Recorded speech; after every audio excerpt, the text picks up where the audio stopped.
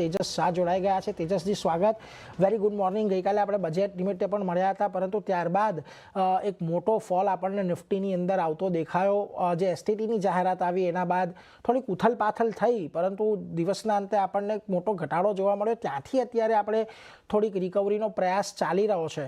હવે આવતીકાલે એક્સપાયરી છે, ખાસ કરીને કયા લેવલ્સને અહીંયાથી નિફ્ટી માટે વોચઆઉટ કરવા જોઈએ? અને બેંક નિફ્ટી કે જે એક સારી સ્ટ્રેન્થ હતી, પીએસયુ બેંક ઇન્ડેક્સ લીડ લઈ રહ્યું હતું, એ જ આજે જુઓ થોડુંક બેકસીટ પર આવી ગયું છે।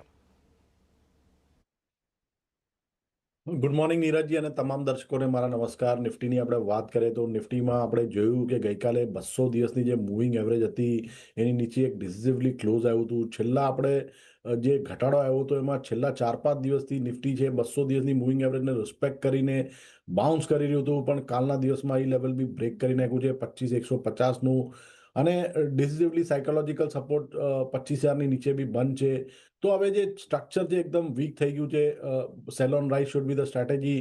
જ્યાં સુધી 25,500નું લેવલ ઉપરમાં કૂદાવતું નથી, મને લાગે છે ઓવરઓલ સ્ટ્રક્ચર વીક રહેશે। ઇમિડિયેટ બેઝિસ પર રેઝિસ્ટન્સ છે 25,000નું, એના પછી નેક્સ્ટ રેઝિસ્ટન્સ છે 25,200નું, અને મેજર હર્ડલ છે ઇટ્સ એટ 25,500। જ્યાં સુધી આ ત્રણેય રેઝિસ્ટન્સ સરપાસ નથી થતા, મને લાગે છે ગઈકાલના જે લો હતા 25,600ની 24,600ની આજુબાજુ એ રિટેસ્ટ થઈ શકે છે, અને ઈ લેવલ બ્રેક થાય તો 24,300 સુધીના બી લેવલ નિફ્ટીમાં આવી શકે છે। બેંક નિફ્ટીની વાત કરીએ તો બેંક નિફ્ટીનું સ્ટ્રક્ચર રિલેટિવલી સ્ટ્રોંગર હતું, પણ ગઈકાલના સેશનમાં આપણે જોયું કે એમાં બી એક મોટો ઘટાડો આવી ગયો। 50 ડેની જે એક્સપોનેન્શિયલ મૂવિંગ એવરેજનો સપોર્ટ હતો 59,000નો, એની નીચે એક ડિસિઝિવલી ક્લોઝ આવ્યો છે। તો બેંક નિફ્ટીમાં બી મને લાગે છે જે આ ઘટાડો છે એ યથાવત રહેશે, અને નીચેમાં આપણે 57,700નો ઇમિડિયેટ સપોર્ટ જોશું, ને એ જો અગર બ્રેક થાય તો બીજો એક 800 થી 1000 પોઈન્ટનો ઘટાડો બેંક નિફ્ટીમાં બી આવી શકે। તો sell on rise should be the strategy both in Nifty and bank Nifty.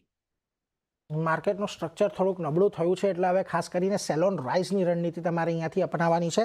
નીચેમાં 24,600નો એક મહત્વનો સપોર્ટ બેંક નિફ્ટીની અંદર, એટલે જો એ 24,600 તૂટે તો 24,300 સુધી જવાની જગ્યા, અને બેંક નિફ્ટી માટે 57,700નો એક મહત્વનો સપોર્ટ છે, એ બ્રેક થાય તો વધારે ઘટાડો આવશે। એટલે આ બંને લેવલ પર આપણે અહીંયાથી ખાસ કરીને વોચઆઉટ કરવાનો છે, એટલે એના પર એક નજર રાખજો।